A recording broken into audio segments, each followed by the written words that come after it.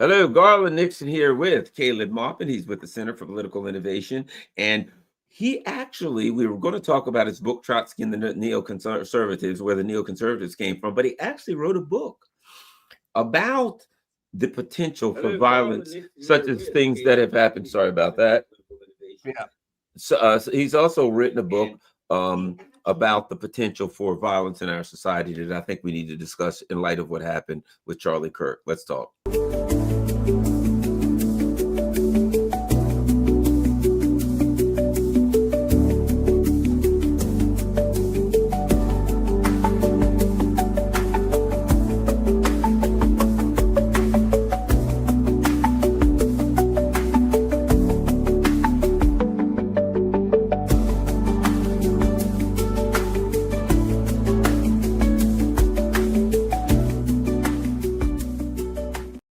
Hello, Garland Nixon here with Caleb Maupin. I hope you're watching it on either my channel or Caleb Maupin's channel. Caleb does a lot of great work with CPI and has the great shows. I often lurk in the background. I get caught every now and then when I can't help but commenting, but I'm often lurking in the background on Caleb's channel. Like I'm in the house, I got the TV on, I'm wandering around and Caleb's on or whatever. I have the TV in the bedroom and I'm walking back and forth listening and stuff like that. And then every now and then I will comment or something. At any rate, Caleb, this is an important day. What happened with Charlie Kirk. We're going to talk about Trotsky and the neoconservatives, but what's important is you wrote a book, because I've discussed this thing and I've said, I look at it and there are indications that this could be professional. You know what I mean? There are indications this could have been a professional hit. And one of the things that I'm always suspicious of, the intelligence community, the ruling elite, they always want to set us against each other, get us fighting against each other, get us using violence against each other, beating ourselves to death. And then that gives them, they've got to crack down and sending more troops in the street, etc. Not saying that that's it, but we always have to be suspicious of that. You wrote a book after the Luigi thing to just talk about this type of incident. Yeah. Maybe you can. So after the killing of Brian Thompson, allegedly done by Luigi Mangione, he hasn't been convicted, and I'm not sure he did it, honestly. But after that happened, I saw there was a wave of celebration of what was an act of political violence. I mean, it was just an assassination. And all over social media, it was just immediately, we were just supposed to celebrate this act of lawless violence that wasn't really going to change the healthcare system. And I noticed that some of the very same people who had dumped on Jimmy Dore and his Force the Vote and had dumped on the Medicare for All marches, you can't have a peaceful movement. You can't have a parliamentary procedure, but an act of violence was okay. And so I wrote a book warning. It was called The Killing of Brian Thompson and the Danger of an American Years of Lead. And I talked about the years of lead in Italy. In the 60s and 70s, it looked like Italy was going to leave NATO. The Communist Party was rising in popularity. And there were some of the right-wing groups that were also kind of anti-US and didn't want to join NATO, didn't want to be part of NATO any longer. And it looked like through the elections, Italy might leave NATO. And so you had a phenomenon called the Years of Lead, where the Italian social movement, which was a fascist group that admired Mussolini, began assassinating communists. And then the communists, like a breakaway from the Italian Communist Party happened called the Red Brigades. And the Red Brigades started assassinating fascists and also kidnapping bosses when there was a strike. And then pretty soon, they started killing leaders of the Italian Communist Party because they thought the Italian Communist Party was working with the government against them. And violence in Italy got really ugly. And about 400 people died in bombings, assassinations, and kidnappings, but thousands more were crippled for life. They were shot in their legs. That was like a thing with the mafia, like kneecapping, they called it. And people just didn't want to get involved in politics. And even though the polls showed the majority of Italians wanted to leave NATO, they stayed in NATO because they couldn't form a political movement to actually do it because it just led to the population being weary. And I used that as an example of how, escalating and creating a culture of political violence is a way of quelling dissent. People often, they think a revolution is, we got to teach people to go out and get violent. Actually, that's not the case. If you look at violent revolutions that have happened in history, what they are is that the masses of people have learned over the course of years of struggle that they can't change things peacefully and that they're in danger. It's almost a kill or be killed situation. The Chinese communists, they joined a coalition government with the KMT, and then the KMT started killing them, so they fled to the countryside. Then they aligned with the KMT again against Japan. They tried to form a coalition government after World War II, and ultimately they came to power. And the Russian Revolution is a similar thing. You know, the Tsar was brought down. They formed this kind of dual power, dual government structure called the Soviets. And then the government tried to crush it, and then they defended it, and they defended St. Petersburg from General Kornilov. And that revolutions, when you do have a violent revolution, it's an act of self-defense by millions of people who feel, look, we have no other choice. But random assassinations, you know, some guy going out and saying, you know, I don't like this guy, I'm going to kill him.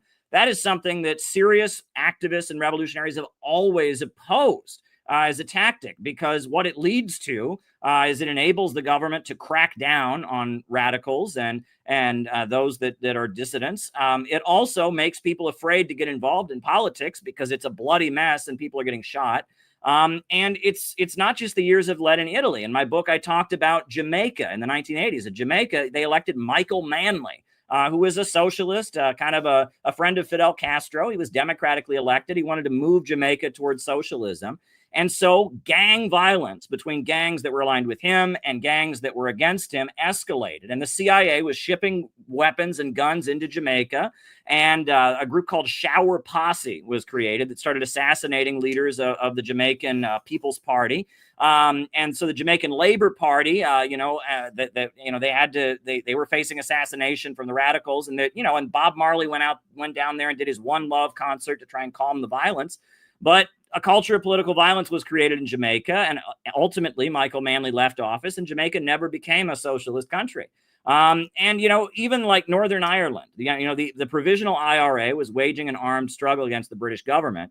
And the British government realized that whenever the British army went out to fight the IRA, that just made the IRA more popular.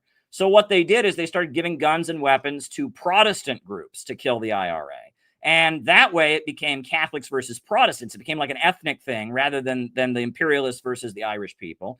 And then they funded IRA breakaway groups to fight the IRA. And they paid drug traffickers to target the IRA. So then the IRA had to enter alliance with other drug traffickers to protect them. And by the 90s, there was just so much killing and violence, and most people couldn't tell who was on what side, and they just wanted to give peace a chance. And the IRA surrendered, and Northern Ireland is still part of the United Kingdom. And that this tactic of just escalating, creating senseless, chaotic political violence, that is a way to control dissent, and the status quo just kind of wins by default. And that's something a lot of people don't realize. I believe that is what is happening right now in America. I believe that, the way they celebrated Brian Thompson's killing, the way every time one of these assassinations or assassination attempts happens, the internet is full of people, no matter who it is, cheering and saying, oh yeah, we should do this. This is really, really unhealthy. And it corresponds with the fact that our politics, we don't have real politics. We have fandom and anti-fandom. And this is something I talked about also, right? The way it is now, if you're interested in politics, you find somebody on social media that you really like, and you start following them, and then they have a fight with somebody else, and you really like this one person that you follow, and you hate that other person. And it's this battle of personalities. Charlie Kirk, let's point this out. He's never been elected to government office. He's not a politician. He's a social media personality, right? But he's somebody who was on the internet talking about politics as a conservative, saying things that a lot of people were very, very offended by. And the memo has been sent out among a lot of leftists that if somebody says something that you consider to be racist or sexist or homophobic or whatever, which Charlie Kirk certainly did say things that people considered to be that it's okay to be violent against them. And that memo being sent out is going to hurt all political people in America. It's going to be, people aren't going to go to rallies and demonstrations. People aren't going to, get out there and get involved if they're afraid they're going to get shot. This is not a revolution. This is not progressive. And like you said, the details of the assassination also raised some questions. That person was really skilled in what they did. That's not what an average person could just do. This is a really bad day for anyone who's interested in politics and anyone who's questioning the status quo. And, Charlie Kirk, he was pro-Israel, he was a lot of things, but he was critical of U.S. support for Ukraine. He did take that position. He was critical of U.S. support for Ukraine. And isn't it interesting? There's been a long pattern of people. The first one was Shinzo Abe. Shinzo Abe is this regular conservative Japanese politician. And when the special military operation happened, he said, you know what?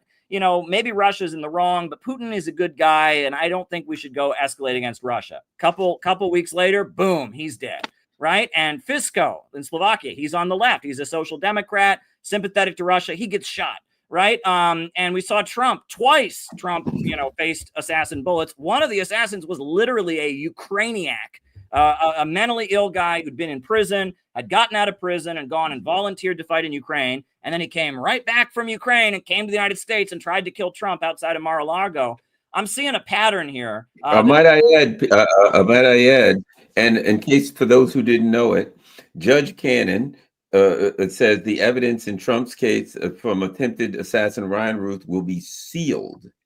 The court finds that the United States has made a sufficient showing that the information at issue was classified pursuant to Executive Order 13526 and its predecessors, and that its disclosure could cause serious damage or exceptionally grave damages to the national security of the United States. Now, everyone wants to know what the evidence is. He had ties to Ukraine. Is that the problem? So anybody can look this up. The judge in the Ryan Ruth case, who is the Ukrainiac lunatic, who was supposedly on the fifth hole at Mar-a-Lago, a judge has ruled that the evidence against him is sealed because, quote, it could cause serious damage or exceptionally grave damages to the national security of the United States. How suspicious does that sound, Caleb? A little bit. Yeah. I mean, this is, so I'm seeing a bit of a pattern here.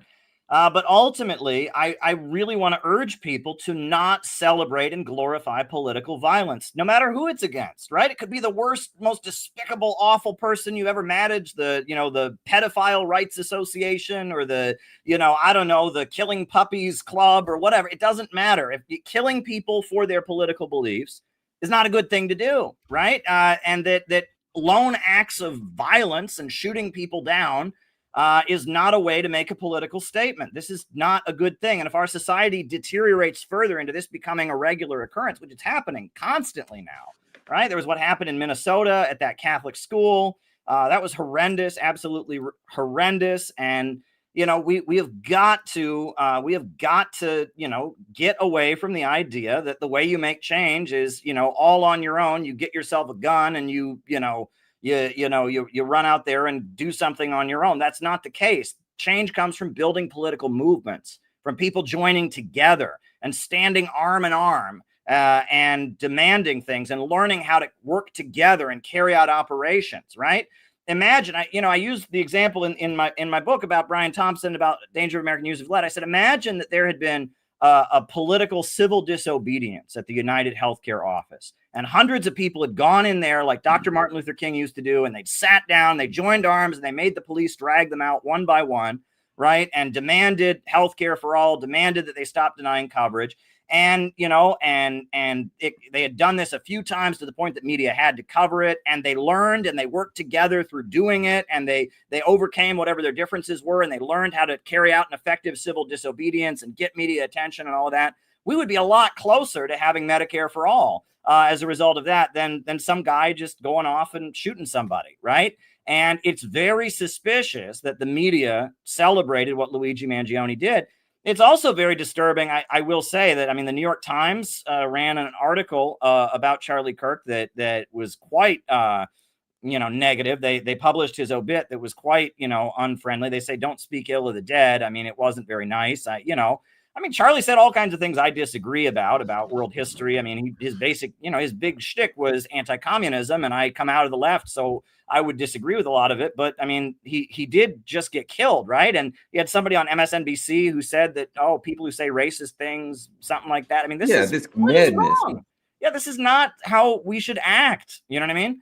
This is not how discourse should be, and this is going to be our whole country falling apart, and the imperialists are going to benefit it from this, right? They'll benefit. The more divided we are, the more confused we are, the more senseless violence there is, the more they'll be able to rule over us. We need to build something solid to demand that our country start moving in a better direction. And violence and a culture of political violence is not going to make that happen.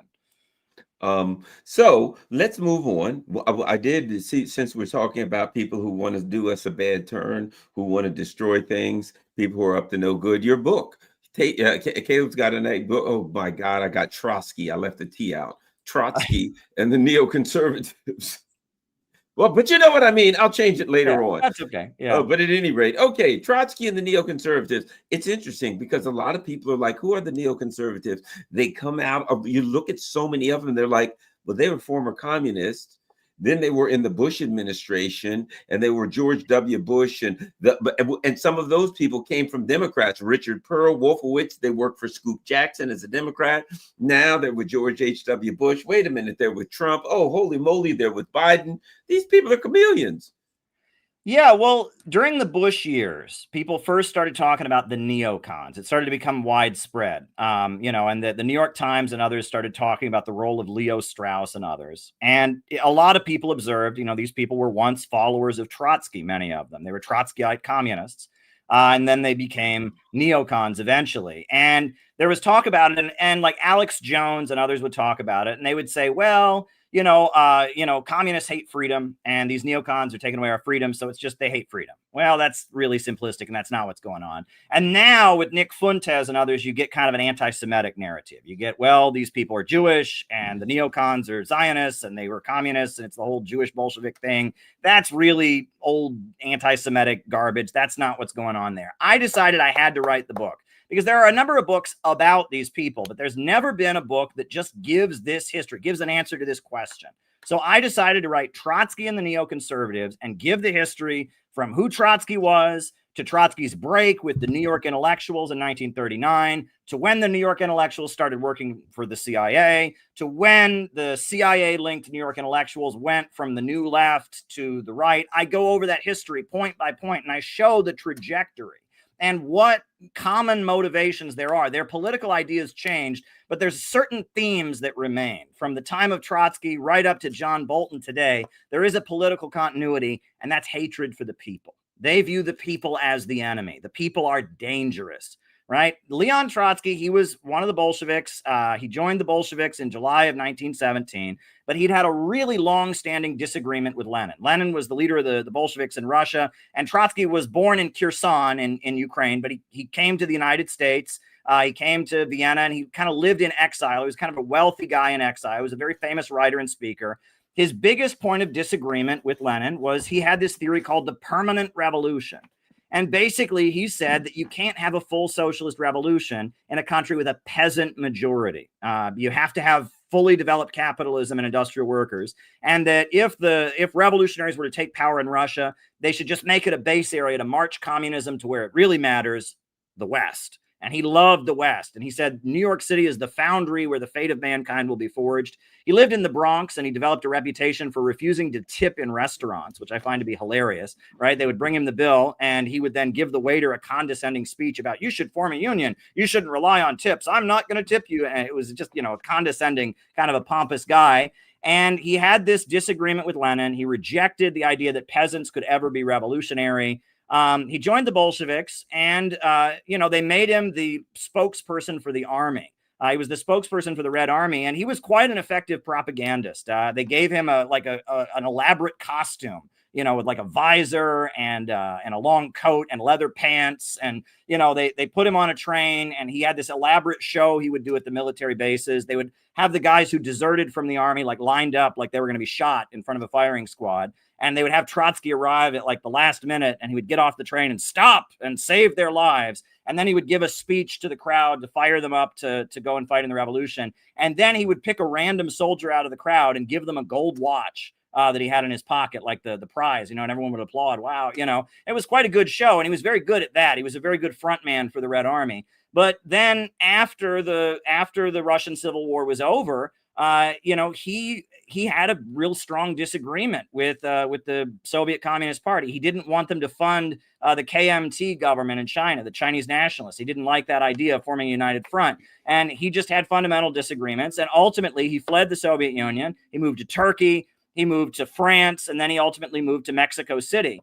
And it's pretty clear that in the final years of his life, because Stalin and the Soviet government were his enemy, he was getting boosted by the Nazis. One of the main things the Nazis were doing during these years was promoting Ukrainian nationalism, the idea that Ukraine should break away from the USSR. Well, Trotsky started a campaign for an independent Soviet Ukraine.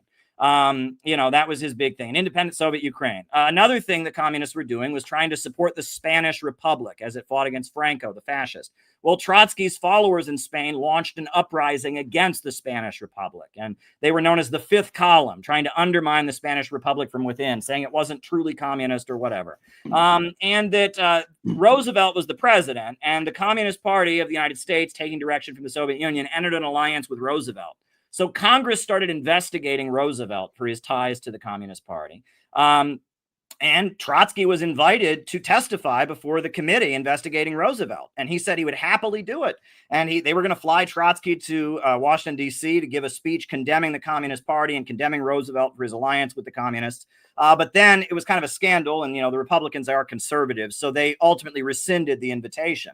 But Trotsky was somebody that he called himself a communist, but he was against the Soviet Union. And he maintained he was the true revolutionary. He had his theory of permanent revolution, and he had this alternative form of communism. And when World War II broke out, he was actively saying plague on both your houses in World War II. When France was invaded by the Nazis, he condemned the French Communist Party for building resistance on a patriotic basis. He said, I oppose nationalism. The French workers and the German workers should join arms.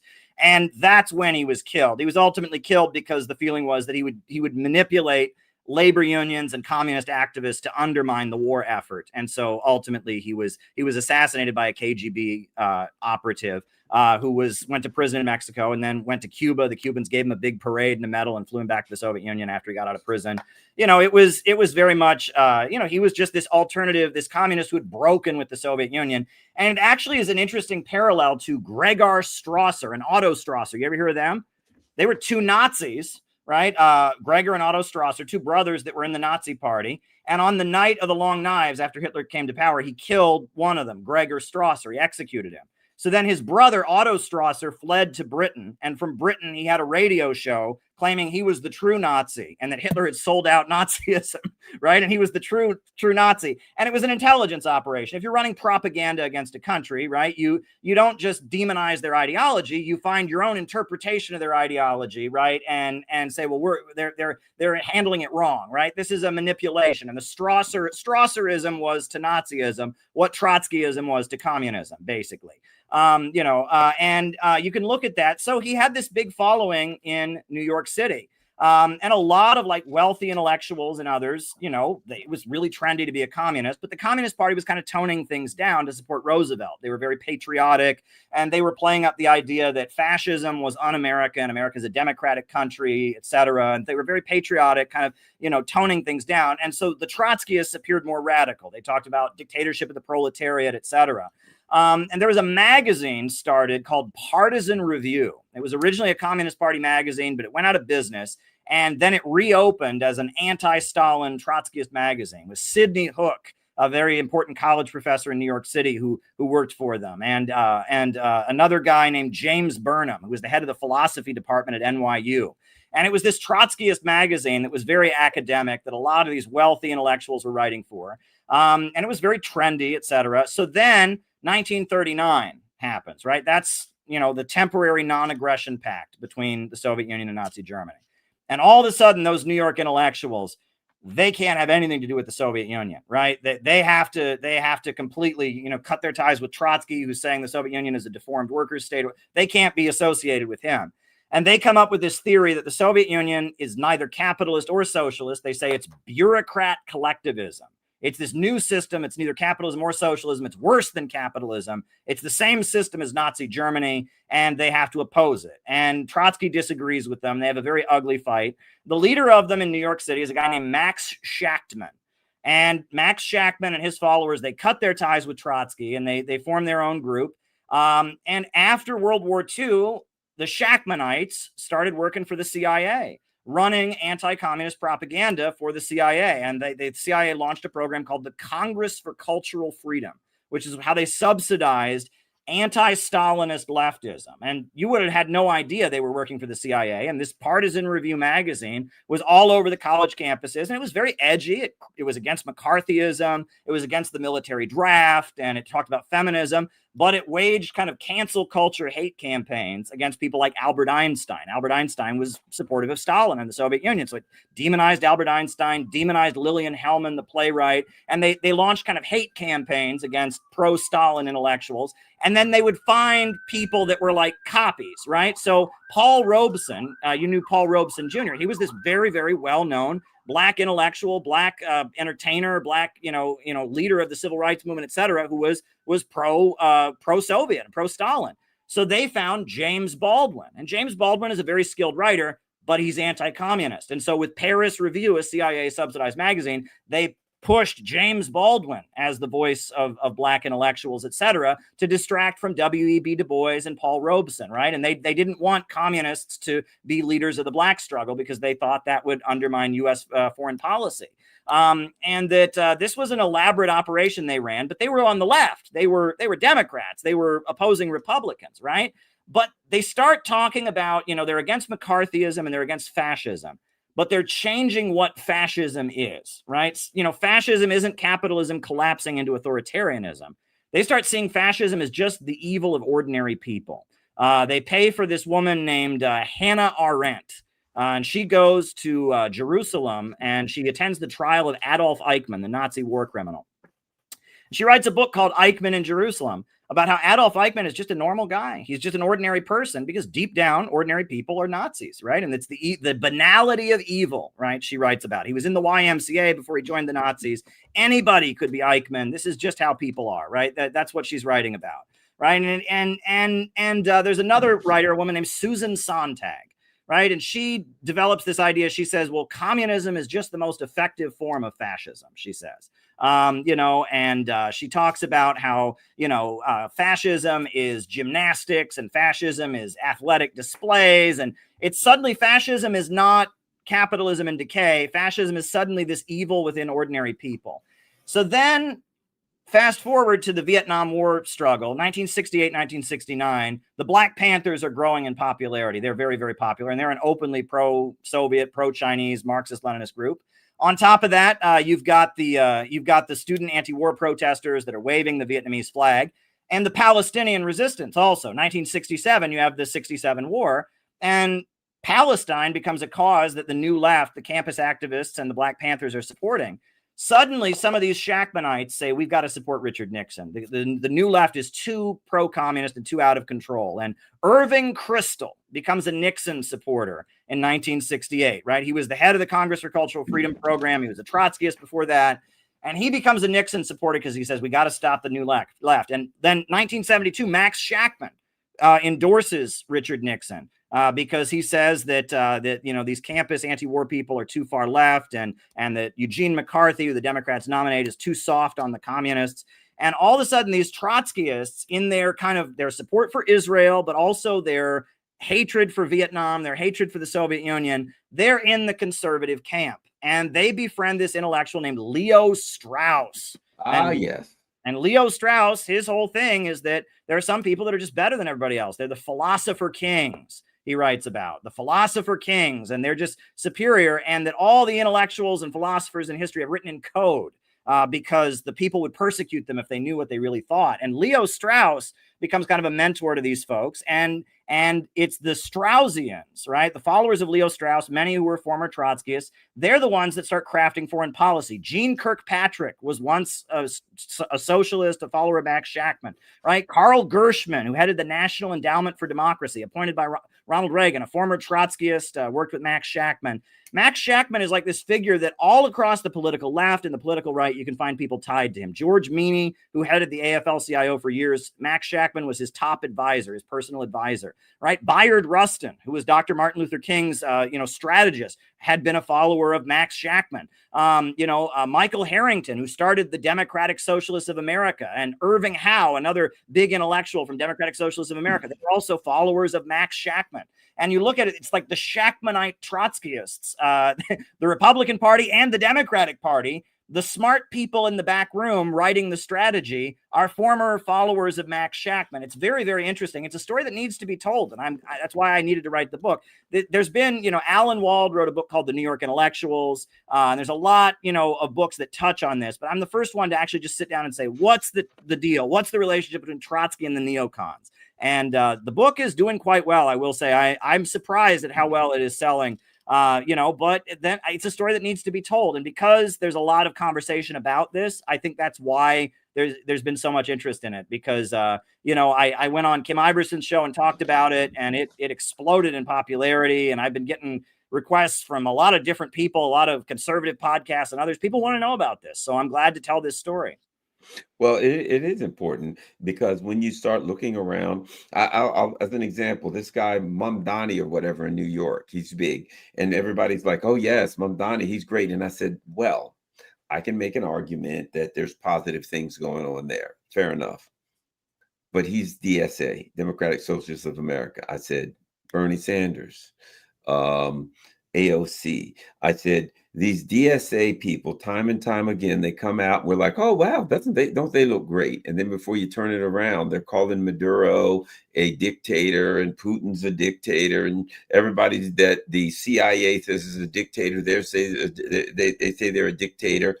I don't trust them. I look at this guy's wife, and there seems to be spookery afoot. She just disappears before 2022. Good luck finding anything out about her. She is the invisible woman, and I'm like, this is very suspicious. I'm a pretty good investigator, and I can't find a damn thing about her at all, period. And she's supposed to be a Palestine activist. I can never find a rally she's attended, something that she said, something she's done. And why is it that Reuters and the BBC and the Washington Post and the New York Times absolutely love her? They love a person who's a Palestine activist? That's weird. So I look at these DSA people, and there seems to be spookery behind them. They are, every time I turn around, when it comes down to it, the neocons are saying something, and they're very quietly leaning with the neocons. So I don't trust them. So I thought, what's with these? Well, now you just kind of nailed it. The Democratic Socialists of America have a history that ties them to the neoconservative foundation ideology. Yeah. Well, and when you talk about Mamdani, right, you have to talk about the Muslim Brotherhood, right? And it's interesting because Mamdani, I guess technically he's a Shia Muslim. He was born on the African continent. But if you look at the Palestine movement, you look at the Squad, Rashida Tlaib and Ilhan Omar, this is the politics of the Muslim Brotherhood. The Muslim Brotherhood was a group in Egypt that the CIA started funding in the 1950s to fight against Abdel Nasser, right? Abdel Nasser was like the socialist president of Egypt who built the power plant. It's the biggest power plant in the Middle East, the Great Aswan Dam. He was a secular, like Arab nationalist and socialist leader. The CIA funded a religious fanatic group in Egypt that wasn't that big at the time, called the Muslim Brotherhood. And then they blew up all over the Middle East. And they were in Syria, and they were in Libya, and they're all over the Middle East. And they are the primary allies of the United States in the Middle East. They assassinate communist leaders. They assassinate labor union leaders. And their main thing is that they view communism and Arab nationalism as the greatest evil, right? And that they believe in free market capitalism. And they actually, what their founder believed was that he said that America is more Muslim than the Middle East, right? That America, we don't believe in Islam, but we practice Islamic principles truly. We have an Islamic culture, even though we don't believe in the Quran. And that the Middle East, even though they believe in Islam, they're primitive and they're backward, and they haven't adopted the sophisticated Western ways. And that he wanted to Westernize the Middle East. And he believed that the way we live in the West is more in line with Islam. That's his belief. And the Turkish government was kind of overtaken by these forces. Erdogan, he comes out of, there's a cleric called Gulen, who was a CIA cleric who was aligned with the Muslim Brotherhood. And that's the movement that brought Erdogan to power. And the Qatari monarchy that runs Al Jazeera, they are also the main funders of the Muslim Brotherhood. And the Muslim Brotherhood, they are pro-U.S. and they launched uprisings against Assad in the 1980s, against the Syrian government. They fought against Gaddafi. Gaddafi hated them. And then when the Arab Spring happened, they were the main people that Barack Obama was using to destabilize Middle Eastern countries. And after the government of Tunisia fell, they won the elections. They were very key in the struggle against the Syrian government, the Muslim Brotherhood. But here's the catch. The Muslim Brotherhood doesn't like Israel, right? They're anti-Israel because they're Muslims. I mean, how could they not be, right? They're anti-Israel. So, and Hamas started out as the Palestinian wing of the Muslim Brotherhood, and it was funded by Israel because Israel, the Palestinian movement, used to be led by communists, Yasser Arafat and the PFLP. So Israel brought the Muslim Brotherhood into Gaza and set them up to fight against the communists. And eventually they broke away from the Muslim Brotherhood and formed what's now called Hamas. And so the Muslim Brotherhood is anti-Israel, but it's pro-U.S. and anti-Russia, anti-China. It echoes U.S. foreign policy on everything else. Right. And however, the Trump people have really alienated the Muslim Brotherhood. And during the Bush years, part of the reason that Bush was so unpopular is he called it a crusade in the Middle East. He called the war on terror a crusade and really alienated a lot of Muslim Brotherhood people. You remember after 9/11, ABC News was running all these stories about Islam's a peaceful religion and all of that. And people were like, what's going on here? They're afraid of losing their allies in the Middle East, you know, the people who do their dirty work. And Obama comes in, and Obama wasn't a Muslim, but there was all this innuendo that he might be a Muslim, right? Well, you know, he went to a Muslim school, wink, wink, and he met with Edward Said, and the right wing are always calling him a Muslim. I argue that Barack Obama was a 21st century Napoleon, right? Napoleon, when he went to go conquer Egypt, he put up posters everywhere saying, I believe in the prophet, I'm a Muslim, follow me, don't follow the British. And he joked about it with his friends. He laughed about it. He was doing it, but it was a way to try and get support in the Middle East, was to fake out the people to make them think you're a Muslim. That's what Barack Obama was doing. He was faking out the Arab world to make it sound like he was a Muslim, to make it sound like he was somebody who could understand them, so they could do the Arab Spring. They couldn't have done the Arab Spring with George W. Bush in office. If the Arab Spring had happened with George W. Bush in office, there'd be like 20 more Islamic republics of Iran right now. They needed somebody in office who could kind of court the Arab world. And he had a fight with Netanyahu. They didn't like each other and all of that. And the Muslim Brotherhood is a very important ally of the United States, but they're anti-Israel. And the whole Muslim world is furious about the horrendous genocidal crimes of Israel. So right now, we have a situation where the U.S. is desperate to keep the Muslim Brotherhood on their side. So they are putting all kinds of Muslim Brotherhood-aligned people in powerful places. And DSA is facilitating that, which is wild because the Muslim Brotherhood hates socialism. They think socialism is ungodly. They want free market capitalism, you know, but that's kind of what's going on here. The USA needs to have the Muslim Brotherhood be their allies around the world. But Netanyahu hates the Muslim Brotherhood, and Trump has even talked about putting them on the foreign terrorist list. He's never done it, but he's talked about it. And so that's kind of what's going on. And DSA is the vehicle through which the USA can continue to court the Muslim Brotherhood. And that is what we have to understand. Linda Sarsour, the head of the Arab American Democrats in New York City, you know, Keith Ellison, and I mean, all of the top Muslim Democrats, they're all Muslim Brotherhood linked people, right? And they have the Qatari and Turkish line on foreign policy. Basically, they wanted the Iran nuclear deal, but they hate Iran, but they're anti-Israel, but they agree with U.S. foreign policy on just about everything else. That's what we can understand there. And there is a lot of money coming from Qatar and Turkey into the United States. And that's a dirty secret that people don't want to talk about. But, you know, Sunni mosques in America, if they're not getting a check from Saudi Arabia, they're getting a check from Turkey and Qatar. That's just a reality. And the U.S. government wants that because they can kind of keep a check on the Muslim community and can have them protest in ways that are not at odds with U.S. foreign policy. You'll notice that there's not a lot of support for Iran among these pro-Palestine protests. Your rank and file pro-Palestine protester likes Iran. But the Palestine movement has generally suppressed pro-Iranian or pro-Houthi speech very significantly. Well, let me show you this. I like to touch base with people every now and then on this. You can find, if you look her up, right, Mamdani's wife, and all the articles exactly like, who is Zohran Mamdani's wife, right? More articles. Who is this? Who is Zohran Mamdani's wife? Who is the wife? Who is the same story? Who is Zohran? Like somebody wrote it. Who is the same story over and over and over again, right? Interesting. Right. But when you look at it, you'll find there is absolutely nothing about her family, nothing about her background, nothing anywhere. And here's what I can't figure out. Why is it, let's say we go to the BBC, right? They love her. They talk all about her, 27-year-old artist, blah, blah, blah, Syrian roots. Her work has appeared on BBC News and in the New York Times, the Washington Post, Vice. Now look at that.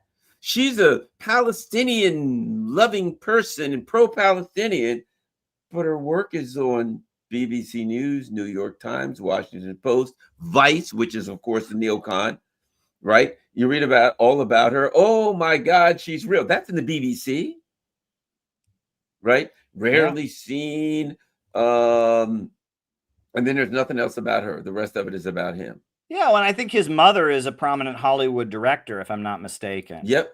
And you know what's interesting is I guess his father it was a guy who I guess he's of Indian descent but lived in Uganda, right? Very wealthy, right? Yeah, and that there was a layer of people on the African continent that were like pro-Soviet. They were like Soviet aligned. And when the Soviet Union fell, they pivoted into being like social democrats. Angela Davis was one of those people in America, right? She was part of the Communist Party. She defended the Soviet Union. But then when Gorbachev came along, you know, and was dismantling the USSR, she quit the Communist Party and supported Gorbachev. She condemned the coup, and then she denounced communism. You know, she's now a social democrat, right? That there's a layer of people like that. And that, you know, like the ruling party of Angola it's the MPLA, the People's Liberation Movement of Angola. It was a Soviet aligned party. But after the fall of the Soviet Union, they took communism out of their beliefs. They're technically social democrats, democratic socialists now. The African National Congress in South Africa is a similar story. And that there was a layer of people on the African continent that had been in the Soviet camp, but they had been constantly trying to get it to water things down and tone things down. And then when the Soviet Union fell, they pivoted right over into the US camp, right? They were people that were there to kind of tug the Soviet Union in a less radical direction. They were supporting Gorbachev. They were supporting perestroika. They were the reformist wing of the Soviet camp, and they became pro-US, right? And I think that's where Mandani's father comes out of, right? He was an activist, a wealthy guy who, you know, was in the Soviet camp, but was a moderate and then went over to the pro-US camp. That's what it looks like to me. And that internationally, that was a big current. And I mean, these things are quite interesting. You know, in America, we make it seem like anyone who's a socialist or a communist, that's scandalous. I remember when Trump spoke to the UN a few years ago, he said, you know, socialism, he was bashing socialism and he paused for applause. Like he thought the room was going to applaud for him. What he doesn't realize is like half the governments in the room are technically socialist, not really, but like they're members of the Socialist International, right? You know, like most governments on the African continent, you know, they're free market capitalist countries, but the party is technically a socialist party, like the British Labour Party or something like that, right? And in America, that's not the case. We don't realize that that's the case. There's a lot of people that invoke socialism, and it's kind of meaningless. It's just like, well, I want a good society for everybody. Like Bernie Sanders and the DSA people, the Democratic Socialists, they use the term socialism, but the truth of the matter is, to me, they're not anti-imperialist. They're very pro-imperialist. They push, to me, the DSA, Democratic Socialists of America people are the worst possible thing because they try to create the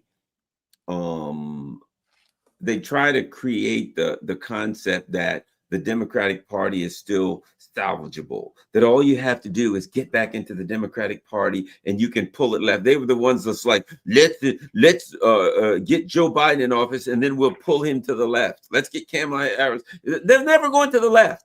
Yeah. No. They're going to redefine the left and then say that I'm on the left once they redefine the left. But the DSA, they're the worst to me.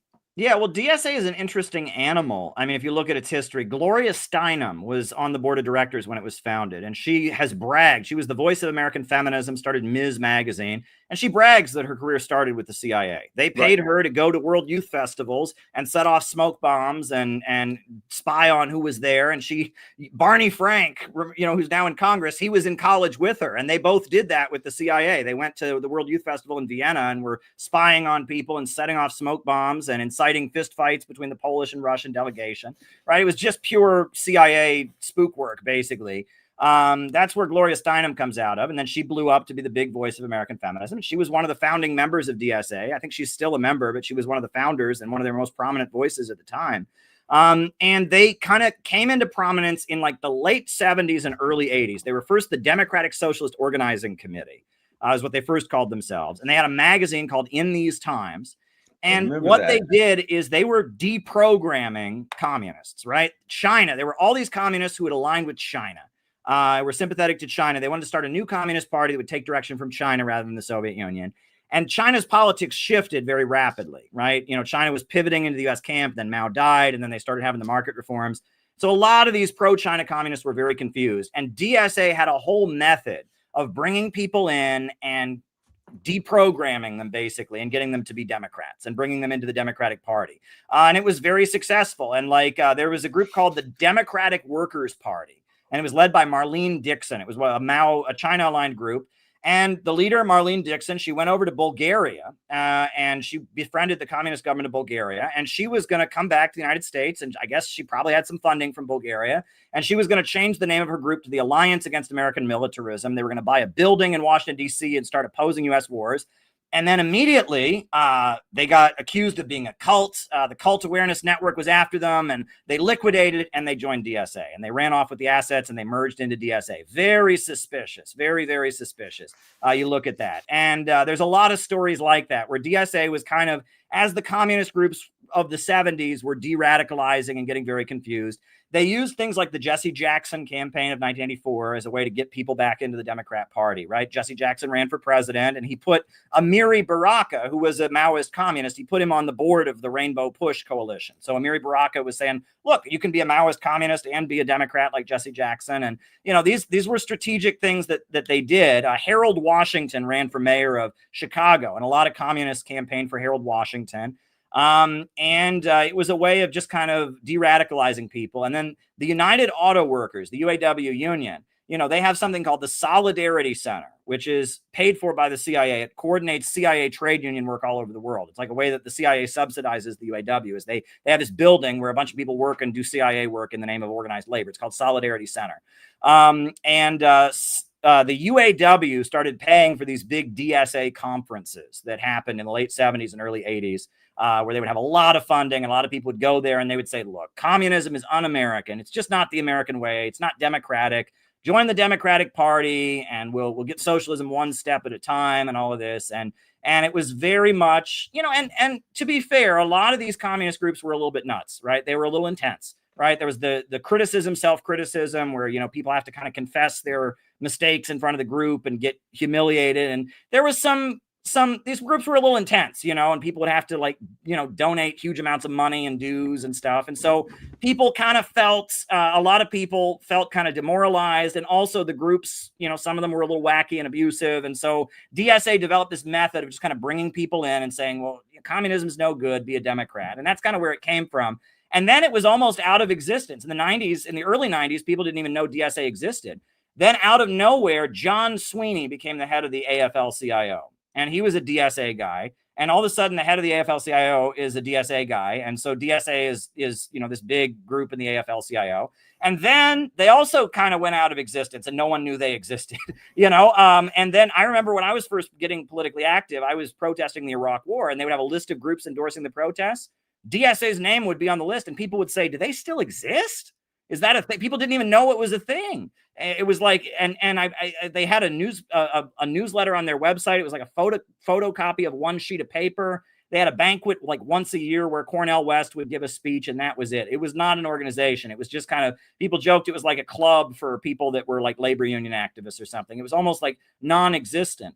But then when the Bernie campaign got going, all of a sudden DSA exploded once again. Here it is. It's everywhere. They got candidates in every city. And DSA is kind of like the ruling class of America's winter coat. When it's cold outside, you take your winter coat out, but most of the time it's staying in the closet, right? Unless it's, there's snow on the ground. That's what DSA is. When there's a reason, when there's a crisis, when a lot of people are angry at the system, DSA suddenly reappears to do their thing. And then when people calm down again, they put it back in the closet and it goes away for maybe 10, 15 years, but then they can bring it out at any time.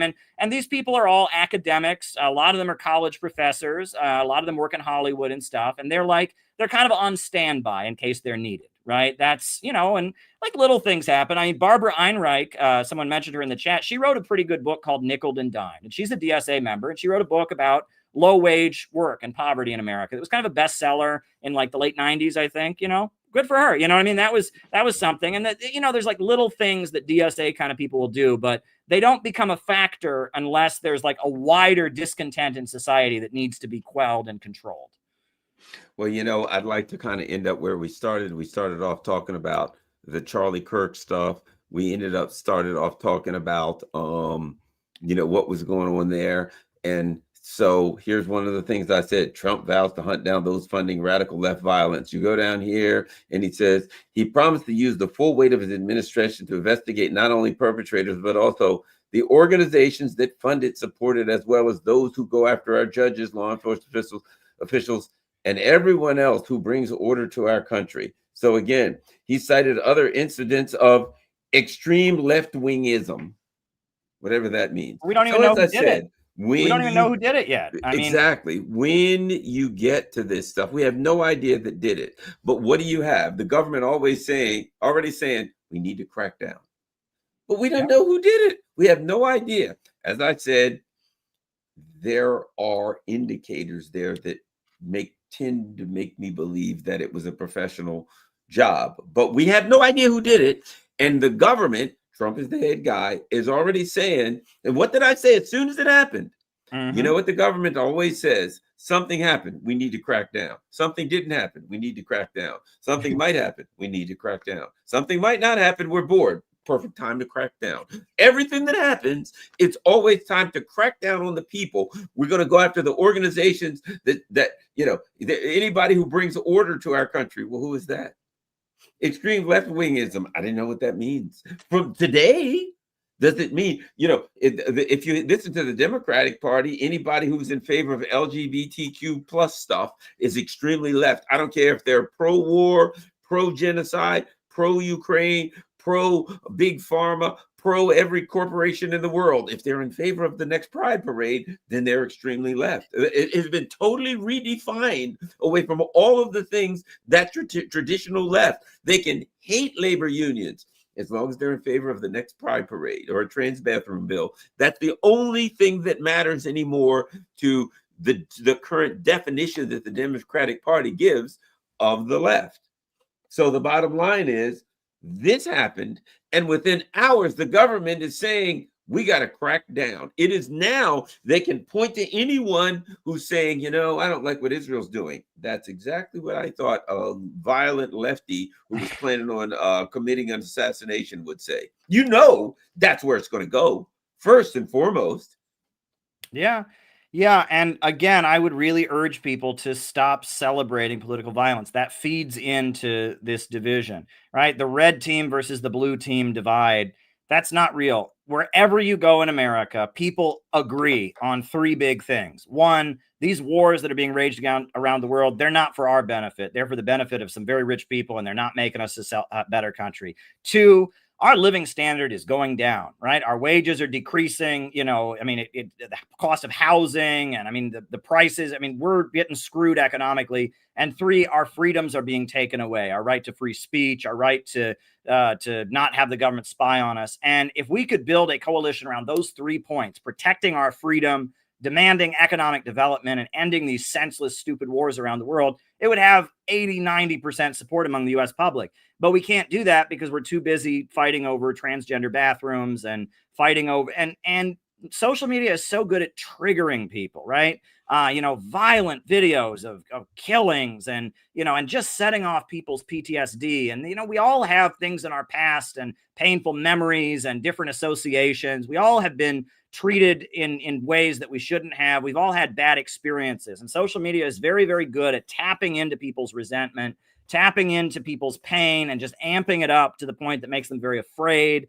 And that's the kind of thing that I feel like would make somebody want to do an awful, hateful thing like this, right? If you make somebody, if you psych somebody up, look, Trump is bad in a lot of ways, okay? But he's not Hitler. And I saw Trump was in the restaurant and they're chanting, Trump is the Hitler of our time. No, he's not. He's not the Hitler of our time. One thing about Hitler was you couldn't go up to Hitler in a restaurant and say, you're the mass murderer of our time. If you did that, you got disappeared and never heard from again. So Trump is not the Hitler of our time. And the fact that you walked up to him and said he was is proof that he is not. Okay. Trump is bad in a lot of ways. I'm disappointed in his presidency in many, many ways, but he's not Hitler. Let me say this. And these same people are supporting the Ukrainian banderites who walk around with the Hitler tattoos. So Trump is Hitler. We can't stand Hitler, but every friggin' thing with the Democrats and all of their people is blue and yellow, so they can support the people who are proud, who walk around with swastikas all over the place. That's the great hypocrisy and irony. Yeah, and if Trump literally was Hitler, you can understand that somebody might think, "Oh, wow, I got to be the one to save the day and prevent the next Holocaust." Thing is, Trump is not Hitler, right? But if you amp up all over social media that Trump is Hitler, we're all going to die, we're all going to get rounded up and put in camps, and it's going to be the apocalypse and all of that. I mean, it's not the apocalypse. And the right is guilty of this too, right? Every Democrat is a communist. We're going to have Marxist dictatorship if any leftist ever does anything. Your typical conservative podcast nowadays. I joke about it, right? It starts out with woke people being obnoxious, which there's plenty of obnoxious things about woke people. And then from there it goes to, well, one of them quoted Karl Marx one time, or one of them was wearing a Mao shirt. And then from there it goes to your standard Cold War anti-communist drivel, millions of people killed and never worked and everyone starved to death. Like, that's your typical conservative podcast these days. And it's like, it's painfully unintelligent, right? And you get these same people that are like, we can't trust the government when they lie and get us into wars. We can't trust what they say about Russia.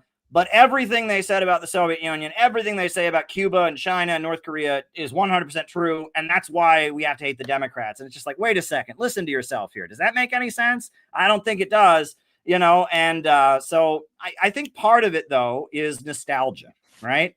That America was doing a lot better in the 1980s than it is now. And in the 1980s, communism was the enemy and America was defeating the commies, and nostalgia, right? Make America great again, right? It's remembering the good old days. And the anti-communism is part of the good old days in a lot of these folks' minds, right? And so I think that this is almost a generational thing. And that's what makes me wonder what is the Republican Party, what is the Trumpian opposition going to look like in 20, 30 years when they don't have the memory of the Reagan years anymore? What's it going to look like, I'm curious because it seems like a lot of conservative rhetoric is predicated on this notion that, the rainbow flag people and the Chinese government are the same thing.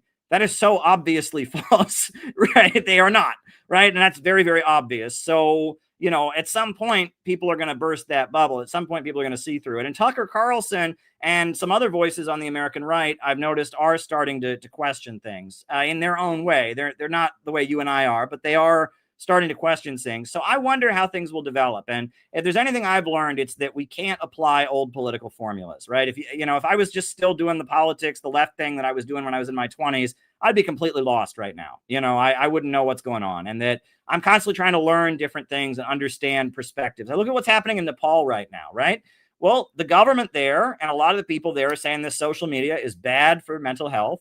And they've wanted to regulate the social media companies to be in line with what they think is healthier. The social media companies have refused to play ball with them, so they're outlawing them. And so then it looks like the National Endowment for Democracy and George Soros and all of them sent a bunch of people out there to riot and violently overthrow the government. Now, I can understand being a young person and wanting more access to social media and feeling that some conservative, stodgy government, shouldn't be telling me what I can look at. And I can understand some of the frustrations people have in an impoverished developing country like Nepal. But at the same time, the National Endowment for Democracy and, George Soros, they're not going to make it better for you. And Nepal is right next to China. And, Nepal is friendly to China. And if Nepal is going to get out of poverty, China and their high-speed railways and their investment is going, their Belt and Road, Shanghai Cooperation has a lot to do with it. And it looks like this is about getting Nepal out of the Chinese camp and under the control of U.S. imperialism. So, but who knows? Something good. Maybe some of these students will realize that. And maybe this unrest right now, it's controlled by those other forces and it could go in a different direction. You never want to say never, right? The Houthi movement in Yemen, right? It started out, that was the Arab Spring, and it was a very liberal kind of thing. But the Houthis provided security to the protesters in the Arab Spring and won the trust of the protesters. And now the Houthis are running Yemen and Ansar Allah. So, and Fidel Castro, when he first came to power, he was called, the George Washington of Cuba by Dwight Eisenhower. They flew him to the United States and gave him a parade. But then he started moving to protect his country, and, things changed really quick. So you never know what could happen, but it doesn't look good in Nepal right now. It doesn't look like something that's going to benefit the people of Nepal or the rest of the world. Yeah, and here's the problem, and I'll say this because you see it's in the chat. No, Trump's terrible. Trump's even. They got to call him Chump or Trump this, Trump that. Trump did this, Trump that. And I say you don't understand the system because you're focused on one person. If you think Biden was the problem, you don't understand the system. In fact, Biden was the indicator. Anybody that says Biden didn't know what the hell was going on, his mind was gone, he was dementia. What does that tell you? That he wasn't in charge, but you think Trump's in charge. You recognize that the last president was absolutely not in charge. So was Biden terrible? Was he horrible? Was he a Zionist? All of that thing, that's true, but he wasn't in charge. And if you recognize he had dementia, you can say that. But somehow you think Trump's now in charge, a guy who will never be mistaken for, Stephen Hawking by any stretch of the imagination from the eye. I ain't saying I hate Trump. I ain't saying I love Trump. Here's what I'm saying. There's a lot of things I don't like about Trump. There's a couple things that Trump might have wanted to do that I might say that I would hope that would happen. But Trump is not in full control. And if he tries to do things that the system don't want, it ain't going to happen. You know what I mean? He has given orders that well, just throw this real quick. Yeah. Trump gave written orders to leave Iraq and Syria in his last go round, and the government just ignored. The Pentagon ignored him. So people that are like Trump, yes, he did. Trump's this, Trump's bad, Trump's this. All you're saying is I really don't understand the system, so I'm caught up in the politics of personality. Because boy, all we'd have to do is get rid of Trump, and everything would be great. Because it's all about Trump. It's sad and pathetic. Tulsi Gabbard is doing something amazing right now, and people aren't paying attention to it. There is a fight going on in the intelligence community. Tulsi Gabbard stripped the security clearances of the Russiagate people. All the people that lied and arranged for the Russiagate hoax have lost their security clearances. And John Bolton just had his home raided by the FBI. And it looks like they're going to charge him for cooperating with the other NATO countries against Trump and giving them inside information. This is very big. And Tulsi Gabbard, she gave a speech at the National Conservatism Summit where she talked about the neocons, basically. And she talked about a faction in the deep state that thinks they're above the law. And she talked about how the lies about weapons of mass destruction in Iraq and Russiagate were the same people. James Clapper, right, was told by Bush, we want, that Iraq has weapons of mass destruction. So you find it, you better find it. And then he did the same thing for Obama. When Obama said to him, we want you to find that Russia interfered in the election. So that's big, right? And that John Bolton, the fact that he had his home raided, and then also the CIA, now mainstream media, this is very bizarre thing. So, Tulsi Gabbard cannot comment. It's illegal for her to comment on the status of any CIA operative, covert or not, right?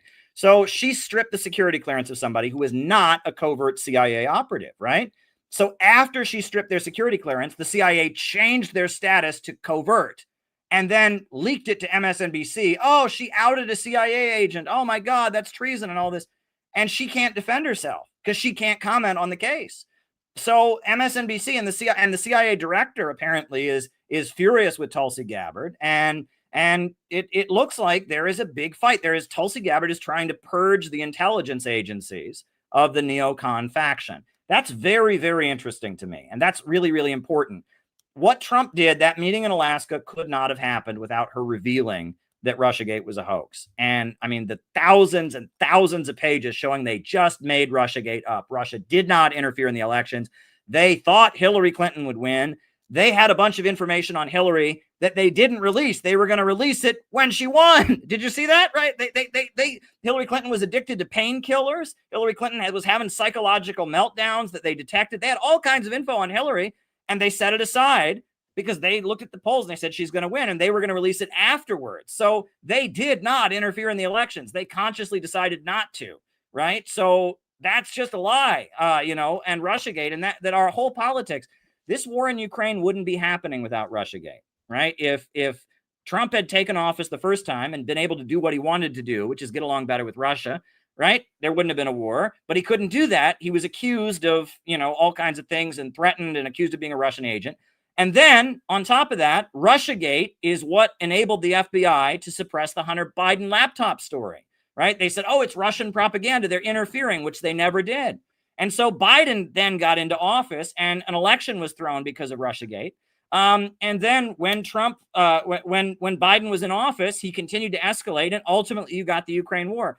Every single person who died in the Ukraine war would be alive today if it wasn't for the Russiagate hoax. This is like the weapons of mass destruction. It's a lie that led to a war that's killed hundreds of thousands of people. And if they can set a precedent where that's some kind of crime and somebody goes to jail for that, is that a bad thing? I mean, I don't want to wish ill will on anybody. I've known people who suffered because of the prison system, and I don't want to wish harm on anybody. But if we could set a precedent where you don't lie and kill hundreds of thousands of people, and there's some kind of consequence for doing that, that would be great, wouldn't it? And that's why, I don't agree with Tulsi about Israel. And, there's things that she says that I don't totally agree with, but we've got to support these peace talks in Alaska, and we've got to support Tulsi Gabbard, and we've got to show visible support in the streets for what she's doing, because I believe that if she can do what she's trying to do, if John Bolton can be prosecuted, if the Russiagate people can be pushed out of the intelligence agencies, we'll be a heck of a lot closer to world peace than if we weren't, and I feel like we need to be in the game. It's not enough to just be on the internet complaining about things. I want to actually try to make the world a better place. And if Tulsi Gabbard can carry out some kind of purge in the intelligence agencies that inches us closer to not having World War III and to possibly, doing business with countries like Russia and China and Iran and Venezuela, I think that's a good thing, And I often tell people, look, even if we fail, isn't it better to try? Isn't it better to try to move things in a good direction, even if it doesn't, even if you're unsuccessful? Right. That's always been my attitude. So, as much as I just want to educate people about what imperialism is and all of that and about the history, I also want to mobilize people. We were in the streets, and we're going to be in the streets again on October 4th. We're having a national day of action as CPI, thanking Tulsi Gabbard for her work and supporting the peace talks, calling for the prosecution of John Bolton. The fight behind closed doors is very, very important. And my hope is that people, behind closed doors in Washington will see that there's people out in the streets who like the idea of John Bolton not getting away with what he did, who like the idea of Russiagate, not being allowed something like that to ever happen again. So we'll see, but you got to just do your best. It's very weird. It's clear to me there's a big fight inside the Trump administration. The Epstein thing where they had the list and then, oh, what list? Well, we never had a list. Something's going on there. And Marjorie Taylor Greene, what she did with the victims and Thomas Massey and all of that. I mean, there's a lot going on behind closed doors. And when there's divisions in the ruling class, that creates an opening for the people, right? And if you look at all the great revolutions of history, it started as a division among the ruling class. And then the people got activated and they got involved. And that's how society really changes, right? I mean, that's ultimately what it takes. There has to be division at the top, but then as the people get involved and get into motion, that's when you can get real mass movements that really change things. So that's my hope right now. I'm cheering for you, Tulsi. Go get them, Tulsi. Do the best you can. I am cheering for Tulsi Gabbard right now, and we want to do anything we can to support her efforts.